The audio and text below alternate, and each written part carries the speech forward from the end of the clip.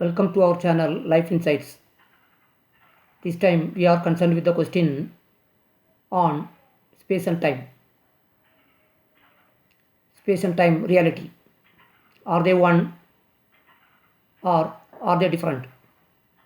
It is certain that they belong to the same existence. Scientists are involved in the research of finding the full explanation for space and time. Sometimes they call these are dimensions of life. We are also ready to call space and time as dimensions of life. Scientists do not have a final say on these matters because these two aspects of existence seem to be beyond the known. We have only sensory perceptions. Through sensory approach, we cannot know the unknown. We can know the known things through the known only. Since space and time exist beyond time, we may not have a full instrument of inquiry. But the religious person's or a seeker's approach is something different. First of all, he accepts space and time as part of existence. He is also the part of existence. Hence, he resolves the problem like this. He becomes one with the existence. He can celebrate space and time. In that way, for the time being, he solves the problem.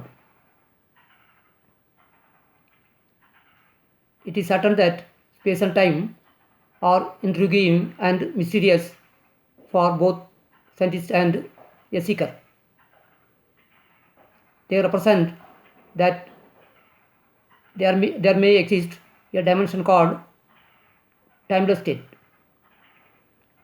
A seeker considers that space and time exist because thoughts are existing within us.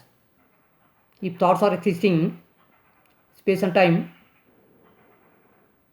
also exists. So to understand space and time, we have to first understand our thought process. To understand our thought process, there is only one instrument of inquiry, that is meditation. Because meditation takes us from time to timelessness. So a seeker is concerned with that approach. Let us have an illustration. In J. Krishnamurti's life, he mentioned about an event called process. Process is an experience beyond time. He experienced that process he experienced. There he says that he is one with the whole existence. If somebody is in that process, we can assume that that process can be achieved through meditative process. J. Krishnamurti is always emphasizing life must be used for meditation. For him, meditation is utmost important because meditation is the only instrument of inquiry through which we can cross over all the limitations of our own mind. Similarly, U.G. Krishnamurti, another one great philosopher, he also mentioned that he encountered calamity. Calamity is also like this process. The process is similar to samadhi. In Indian literatures also, this word samadhi is mentioned. Samadhi is beyond time. How samadhi process or calamity can be attained? The seeker says it is possible because we are the part of the existence. Those who have attained to samadhi, calamity or process, they say that when they experience those states, they are completely one with the existence. There is no time, there is no space, only the real existence they are experiencing. So there is a state called process or samadhi within us that can be approached through the meditative process. That's why all the seekers are interested in meditation. Meditation cannot be done. It is a process. It is to observe our own mind. Any person can observe our own mind.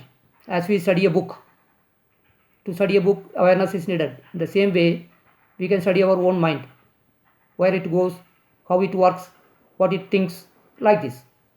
Simply we must have complete awareness. So this complete awareness will be able to take us from known to the unknown. Life consists of known, unknown and unknowable parts.